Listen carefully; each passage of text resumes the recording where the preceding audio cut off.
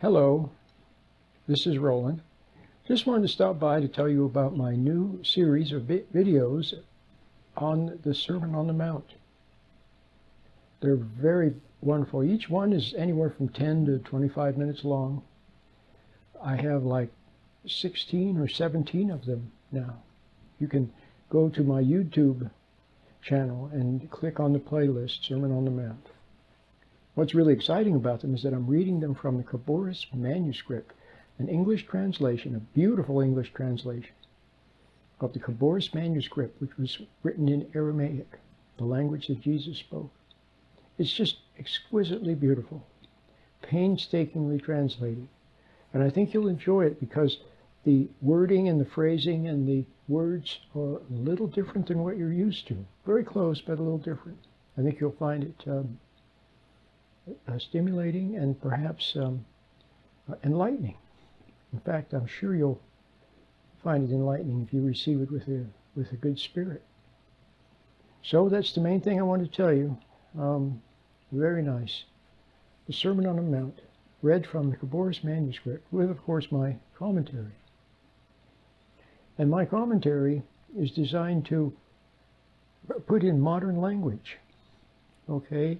Some of the principles that are brought forth, that will come forth from the beautiful Sermon on the Mount. Okay? So I hope you'll take time to stop by and watch it. You should watch it, all of the episodes, and you should also get my meditation. The problem people have today is they're lost in thought. They're lost in a fog. Texting and imagination, video games, not to mention thinking about the past, worrying about the future.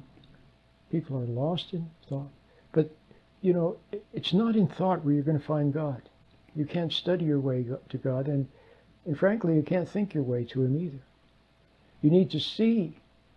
You need to see in the light of truth. You need to see the way things are. In the light of truth, which is wordless, you just see. Remember when you were a little kid and you just saw things? Maybe you couldn't put words on them because you were a little kid, but you saw things. For example, if you saw injustice when you were 4 years old, if there was an injustice, one child was being treated nicer than another, you saw the injustice. One child got more than another for no reason. See? Injustice. You saw it. Nobody had to teach you.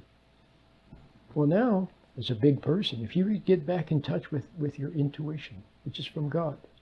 God gives animals instinct. He gives humans intuition. So you can realize principles. Okay? Realize truth. You see, in the light, you just see it. Okay? I remember one time I was reading where Christ said, all who sin are slaves. Or all who sin are slaves of sin, depending on how you translate it. But basically, all who sin are slaves. And I saw that principle. I saw it.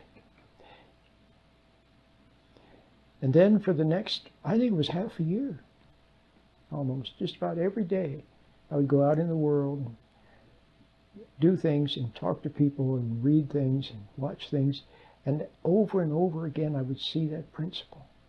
I would see in the world somebody enslaved to something. I'd say, oh, all who sin are slaves. See, I saw it over and over again.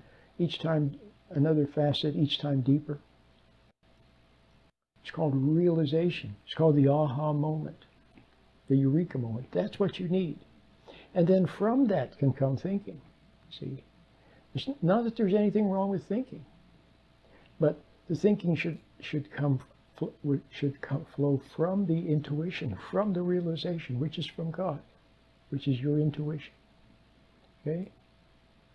And that's the way I operate. When I sit down to make a video, or to write, or to make my radio program, I don't plan what I'm going to say.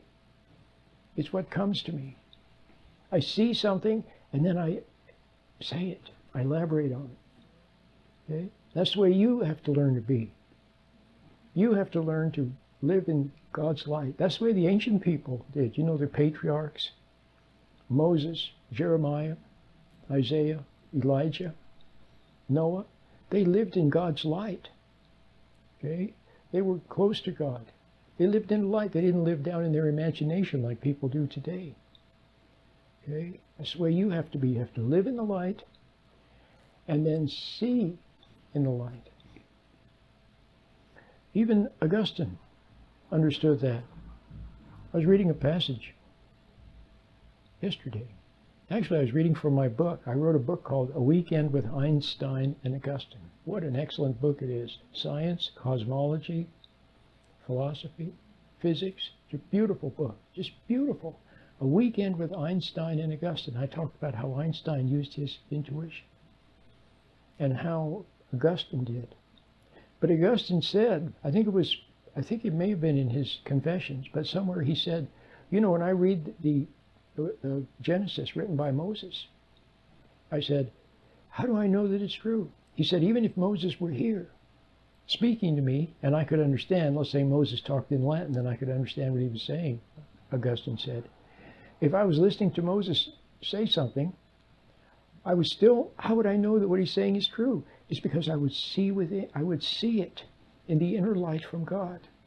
See, that's the only way you can know for sure whether something is true or not, when you see that it's true in God's light. Okay? Now you all have that.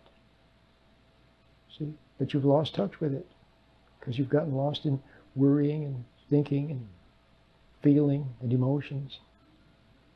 So best thing for you would be to try the meditation and see if you can get back in touch with it again and refine your intuition.